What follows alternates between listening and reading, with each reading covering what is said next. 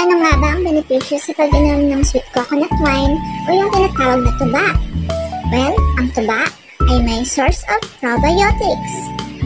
Ito yung karaniwan natin nakukuha sa pag-inom ng Yakult, yung good bacteria. Ito ay nakakatulong sa ating digestions at gastrointestinal health. Rich din ito sa vitamins and minerals. May natural content ito ng vitamin C, vitamin B complex na mabuti para sa rheuma at arthritis, potassium na pinipigilan ang presyon ng ating mga dugo. Ang potassium ay nagagawang kontrolahin ang epekto ng sobrang sodium o asin sa ating katawan. Meron din itong calcium para sa mga buto-buto, phosphorus at iron na mabuti para sa may anemia at mababang hemoglobin. Kung ayaw mong uminom ng mga ferrous o iron vitamins, mabisang pamalit itong tuba. May antioxidant din.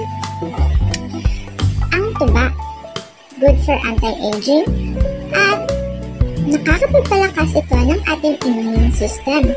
May natural din energy booster dahil sa natural na asukal nito.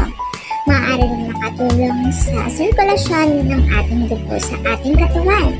Nakakatulong ito sa pagpaparelax ng mga ugat at daloy ng dugo. Pero kung ikaw ay may kidney problem tulad ng UTI, mas mainam na huwag uminom ng tuba dahil ang tuba ay may alcohol content at maaaring makapagpalala ng ating nararamdaman.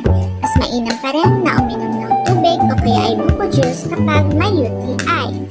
At laging paalala, ang sobrang pag-inom ay may masamang epekto pa rin sa ating atay at kalusugan. Kaya drink moderately.